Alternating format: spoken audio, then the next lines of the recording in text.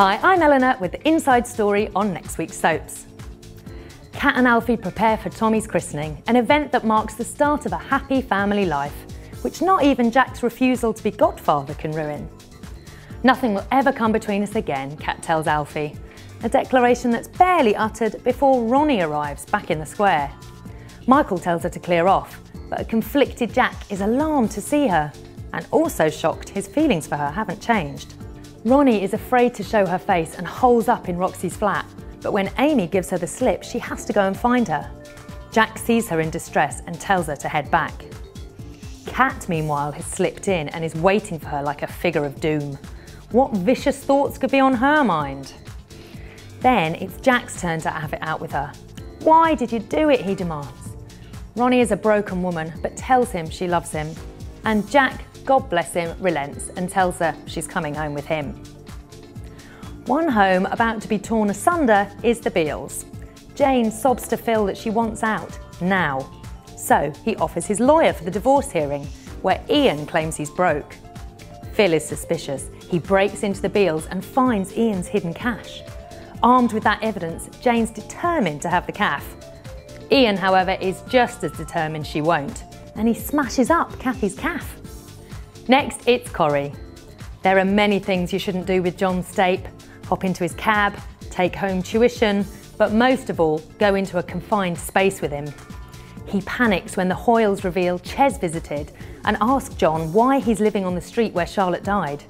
He asks them to show him their basement bar. Don't do it!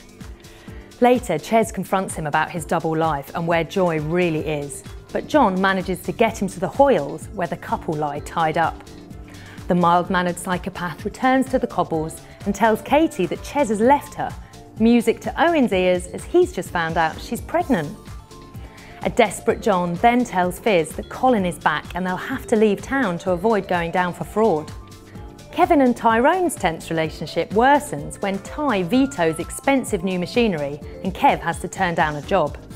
So he goes and buys it anyway, telling Tyrone that the hydraulic lift is only for his use and he'll keep any profit it makes.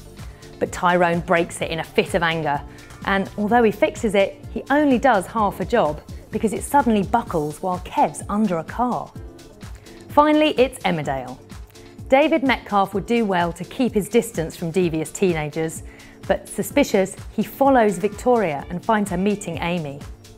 David apologises for humiliating her and implores her to return to the village, but devil child Amy wants money to get him off the hook. He refuses, but when Pollard hears about it, he says she can take 500 quid and never see them again, or return home and tell the truth.